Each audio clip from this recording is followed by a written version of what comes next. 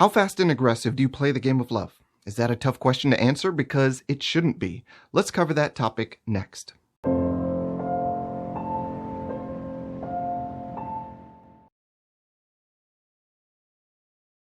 I shouldn't be flying a jet, and I shouldn't be flying a plane, and I probably shouldn't be driving a car 200 miles per hour.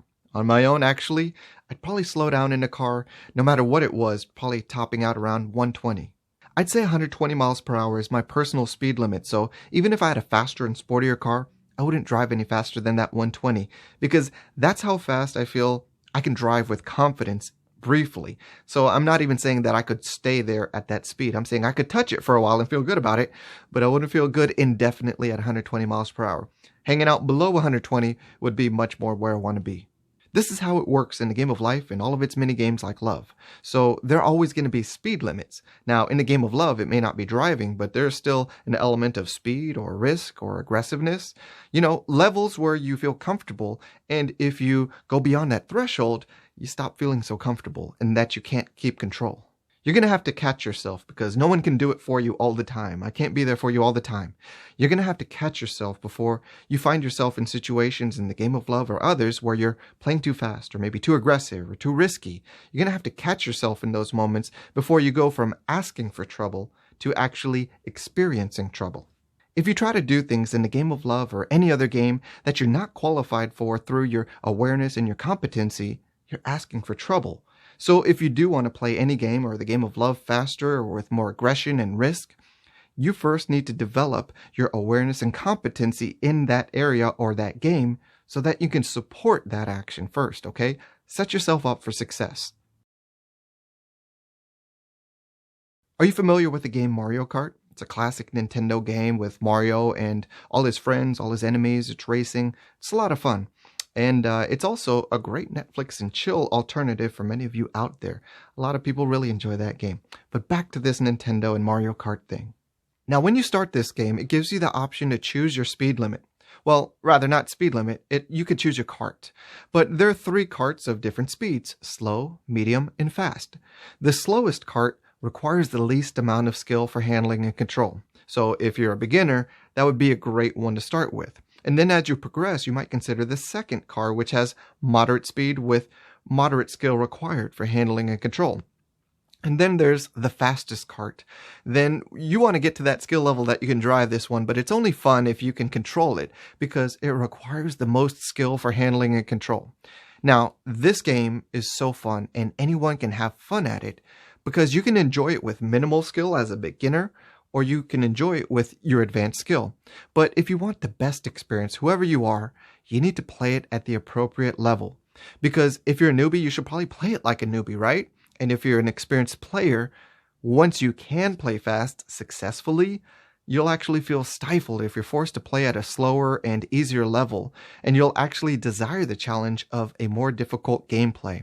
In any game, but especially the game of love, you have to know your speed limit, how fast you're allowed to go. Let me correct that. How fast you should go, because you have to know your own personal speed limit. Imagine a scenario in which there are no speed limits, so you can just drive as fast as you want on streets and highways, and everyone else can too. You're thinking, that sounds pretty good. I like to drive fast. Well, here's the thing. Maybe you do, and maybe that works out for you. You get to your location faster. But will it always work out like that? Will it always be a harmless sort of impact on you or a beneficial impact? No. If we're all driving around without speed limits, something bad could happen. Either nothing could happen, something good could happen, something a little bad could happen, or something really bad could happen. That's how it is also in the game of love. You still can break your speed limits and have nothing happen or something great happen. Maybe it's just not a good idea, or something small and bad happens, or something really big happens because you're breaking your speed limit. So you need to be aware of your speed limits, especially in the game of love. Now, I'm not just saying play the game slow. It's not what I'm saying, okay? Because I really am a proponent of achieving your goals faster, easier, and more efficiently, right? That's me. There's nothing wrong with playing a game faster if you can pull it off, though, right? So you can actually have to push yourself beyond your comfort zone and beyond your speed limit to find out sometimes what you're made of, what you could pull off. And yes, sometimes that'll end up in crashing and burning, but you have to understand how the system works so that you are conscious of what you're doing.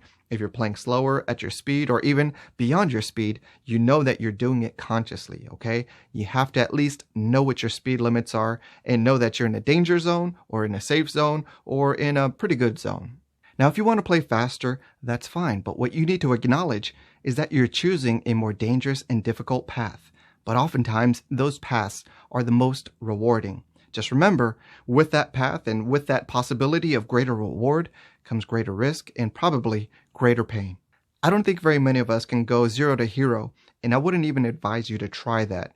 But what I would advise you to do is work on enjoying the process, because if you want to play your game faster, you're going to be playing faster and looser, right? You will have some bumps in the road. It's going to be a rocky path. But if you can handle those and you can prepare yourself for them, you'll be just fine.